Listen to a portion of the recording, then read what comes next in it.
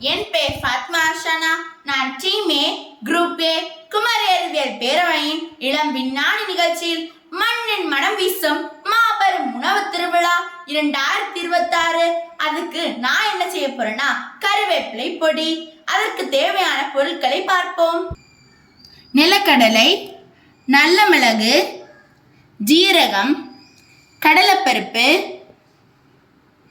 வத்தல், மல்லி, பூண்டு, உளுந்து, உப்பு, கருவேப்பிலை, பெருங்காயப்பொடி.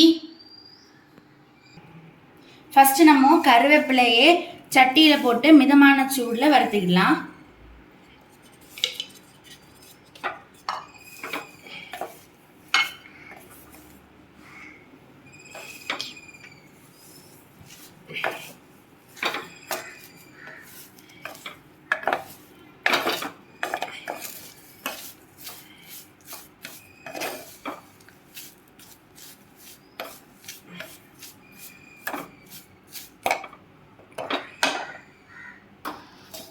இதை இப்படி ட்ரை ரோஸ்ட் பண்ணிட்டு இதை நம்ம ஒரு பாத்திரத்தில் மாற்றிக்கிடணும்.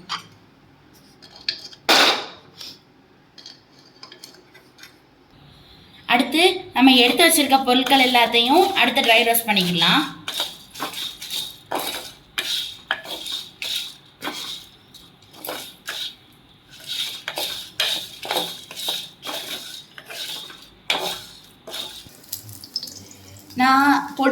நான் வந்து வறுத்த எல்லாத்தையும் ஃபஸ்ட்டு ட்ரை ஆற வச்சுட்டு அப்புறமா வந்து அதுக்கு இடையில நம்ம வந்து பூண்டை மட்டும் கொஞ்சம் எண்ணெய் ஊற்றி அதை கொஞ்சம் வறுத்துக்கிடணும்.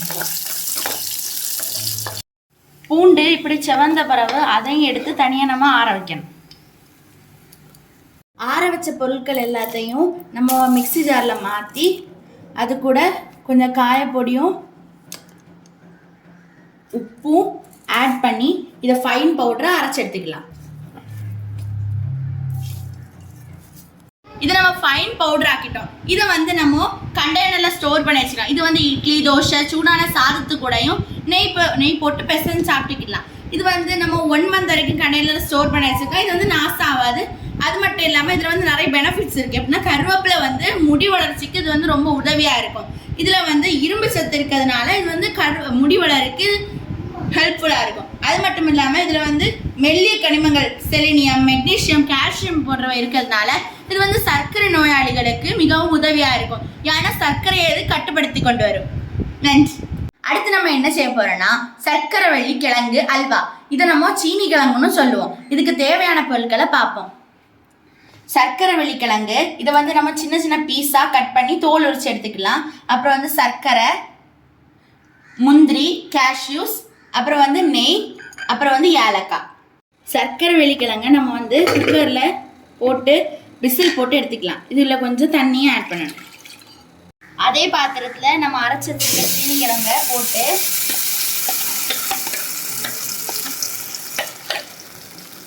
நல்லா கிண்டி விடணும். இப்படி கை விடாமல் கிண்டிகிட்டே இருக்கணும்.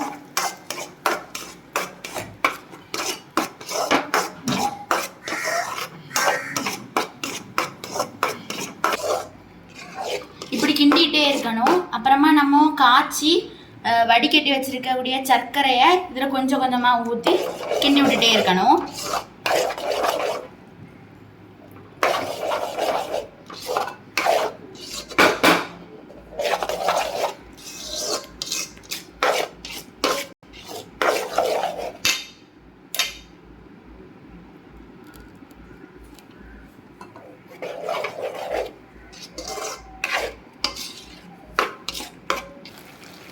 இடையில இதில் கொஞ்சம் நம்ம நெய் ஆட் பண்ணிக்கிடணும். நெய் ஆட் பண்ணிவிட்டு இது வந்து எண்ணெய் பிரிகிற வரைக்கும் நம்ம வந்து மிக்ஸ் பண்ணிக்கிட்டே இருக்கணும். நம்ம எண்ணெய் ஊற்றிருக்கிறதுனால நம்ம நெய் ஊற்றிருக்கிறதுனால இது வந்து எண்ணெய் பிரிஞ்சு வர வரைக்கும் நம்ம இதை கிண்டி விட்டுட்டு இருக்கணும். அப்போ தான் அது வந்து ஒட்டி பிடிக்காமல் வரும் சட்டியில். நம்ம ஊற்றின நெய் வந்து இப்போ தான் பிரிஞ்சு வர ஆரம்பிச்சிருக்கு. இதான் கரெக்டான கன்சிஸ்டன்சி. இப்போ நம்ம வந்து ஸ்டவ் ஆஃப் பண்ணிக்கலாம். இப்போ நம்ம சக்கரவள்ளி கிழங்கு அல்வா ரெடி ஆயிட்டு இது வந்து பெரியவங்கலேருந்து சின்னவங்க வரைக்கும் சாப்பிடலாம். இந்த வாய்ப்பளித்த குமரி அறிவியல் பேரவைக்கு எனது மனமார்ந்த நன்றிகள்.